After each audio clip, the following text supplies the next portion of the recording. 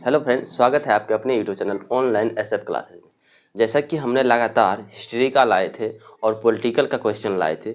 इससे पहले हमने पॉलिटिकल का मोस्ट इंपॉर्टेंट क्वेश्चन 10 क्वेश्चन लाए हैं जो कि एग्जाम में संभावना है कि लड़ने की। ठीक है, तो बिना कुछ देरी किए हम 10 क्वेश्चन आज भी हम पॉलिटिकल साइंस का लाए हैं, उसे याद करने की प्रयास करते हैं। ठीक है, पहला क्वेश्चन है, राजतंत्र एवं गणतंत्र में क्या अंतर है। देखिए, राजतंत्र राजा के द्वारा चलाया जाता है, गणतंत्र जनता के द्वारा चुना जाता है। राजतंत्र किसे कहते हैं? राजतंत्र में जो राजा बनाया जाता है पीढ़ी दर पीढ़ी राजा बनता है, यानी कि उसका बाप अगर मर गया, राजा मर गया, तो उनके जो बच्चे होंगे वो राजा बनेंगे। यानी राजतंत्र और गणतंत्र में क्या अंतर है कि राजतंत्र में राजा पीढ़ी दर पीढ़ी बनते हैं, वही गणतंत्र में राजा को जनता द्वारा चुन करके बनाया जाता है। राजा को जनता द्वारा यानी समाज की जनता द्वारा चुन करके बनाया जाता है। ठीक है, और राजतंत्र अनिश्चित कालीन तक बन के राजा रह सकता है। वही गणतंत्र निश्चित कालीन यानी 5 साल तक ही जनता द्वारा चुनकर उसे बनाया जा सकता है, उसके बाद फिर हम उसे चेंज भी कर सकते हैं। ठीक है, नेक्स्ट क्वेश्चन है, साम्यवादी अर्थव्यवस्था एवं पूंजीवादी अर्थव्यवस्था में क्या अंतर है। साम्यवादी अर्थव्यवस्था एवं पूंजीवादी अर्थव्यवस्था क्या है। देखिए, साम्यवादी अर्थव्यवस्था में कोई भी जो विषय दिया जाता है उस विषय पर अधिकार जताता है कौन? केंद्र सरकार जताता है। ठीक है, और वही पूंजीवादी अर्थव्यवस्था पर कोई भी अधिकार अगर विषय दिया जाता है उस विषय पर अधिकार पूंजीपति वर्ग जताते हैं। यानी पूंजीपति जो वर्ग होते हैं वो वर्ग कहते हैं कि मैं अपने अनुसार कोई भी टैक्स को वसूलूंगा, उसे टैक्स निर्धारित करूंगा। ठीक है, पूंजीपति वर्ग में।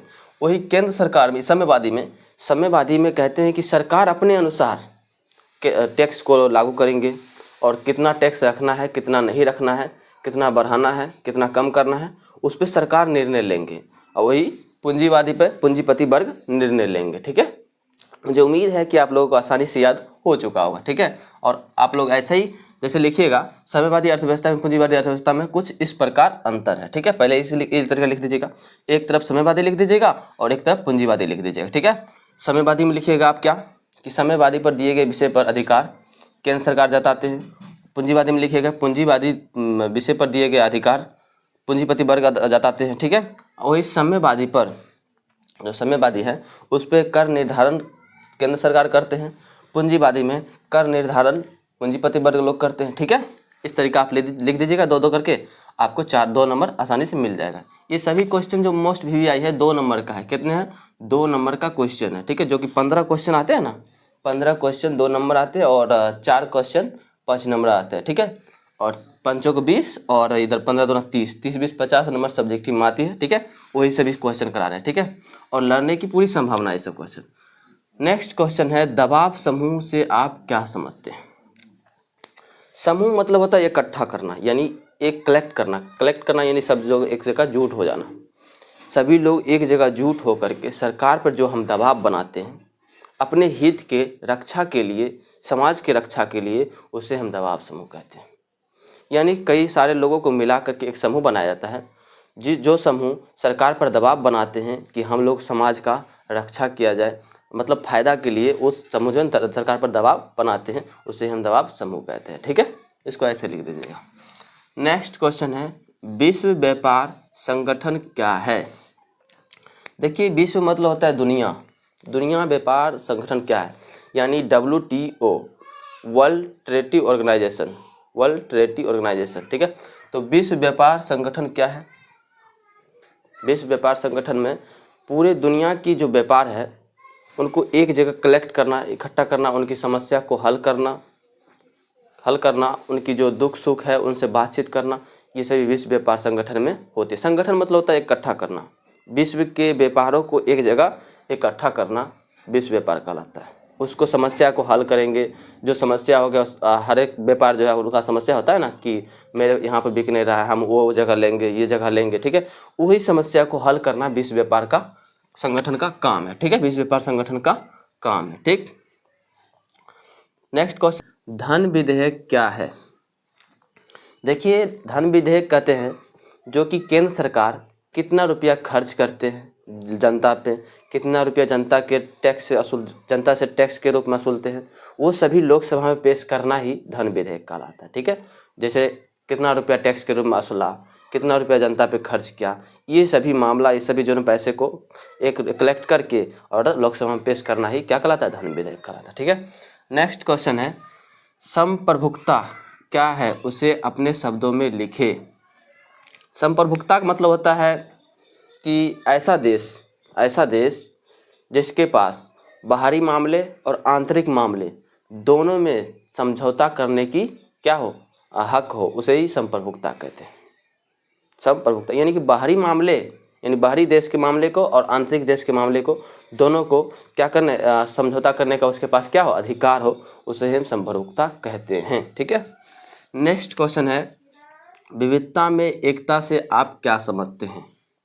विविधता मतलब कई सारे लोग, विविधता मतलब होता है अलग अलग जाति मिल करके एक साथ रहे, एकता में रहे, उससे ही विविधता में एकता कहते हैं। कैसे, जैसे हिंदू हुआ, मुस्लिम हुआ, कोई अन्य जाति धर्म हुआ, ठीक है, सभी धर्म जाति एक साथ मिल कर के रहे, यानी एकता बना के रहे, उसे हम विविधता में एकता। विविधता मतलब होता है अलग अलग जाति मिलकर एक साथ रहे, तो क्या हुआ, एकता हुआ ना, एकता हुआ, तो विविधता में एकता उसी को कहते हैं। यानी कई सारे जाति धर्म को मिलाकर एक साथ एकता बना के रहे, तो क्या कहते होते हैं, विविधता में एकता कहते हैं।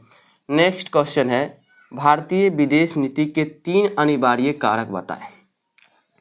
भारतीय जो विदेश नीति है ना, यानी भारत के विदेश के साथ कैसा नियम है, भारत विदेश को कैसे देखते हैं, उसे कैसे जज करते हैं।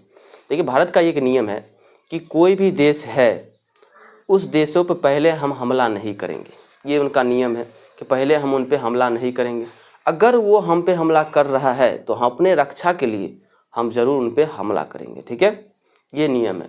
और भारत का एक और नियम है कि भारत कोई भी समस्या को बातचीत के जरिए, यानी बातचीत के जरिए सुलझाने की कोशिश करते हैं। कोई भी मामला को बातचीत के जरिए सुलझाने की प्रयास करते हैं। ठीक है, और भारत का एक और नियम है कि भारत कभी भी किसी भी देश पर मतलब गलत वेब से नहीं देखते, गलत तरीके से नहीं देखते। ठीक है, नेक्स्ट क्वेश्चन है शिमला समझौता के किन्हीं 2 मुख्य विशेषता लिखें। ठीक है, यानी शिमला समझौता के किन्हीं 2 मुख्य विशेषता लिखें।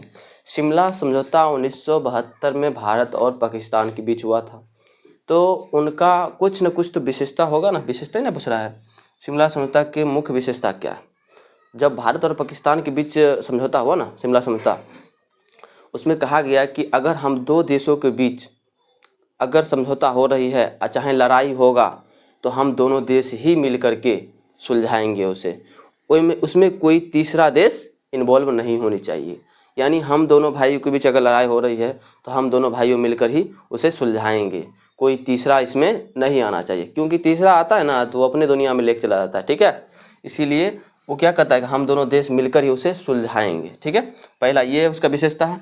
दूसरा है कि कोशिश करेंगे कि बातचीत के जरिए सुलझ जाए, कोई भी समस्या बातचीत के जरिए सुलझ जाए। ठीक, नेक्स्ट क्वेश्चन है लोक अदालत क्या है।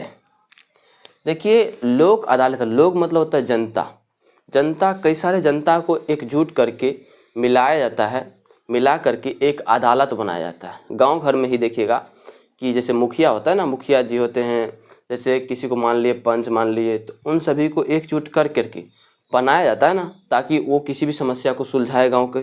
ठीक है, इसी तरह लोगों के, कई सारे लोगों को मिला करके एक अदालत बनाया जाता है, जिसमें न्याय किया जाता है, समाज का न्याय किया जाता है। गांव समाज यानी कि पूरे परिवार को, मतलब पूरे समाज को क्या किया जाता है, न्याय दिया जाता है। मुझे उम्मीद नहीं, पूर्ण विश्वास है कि आपको 10 क्वेश्चन आपकी अपनी भाषा में याद हो चुकी होगी। ठीक है, तो आप लोग वीडियो देखें उसके लिए धन्यवाद। आप लोग को वीडियो का अच्छा लगा है तो उसके लिए लाइक कीजिए, सब्सक्राइब कीजिए, कमेंट कीजिए। थैंक यू, मिलते हैं अगले वीडियो।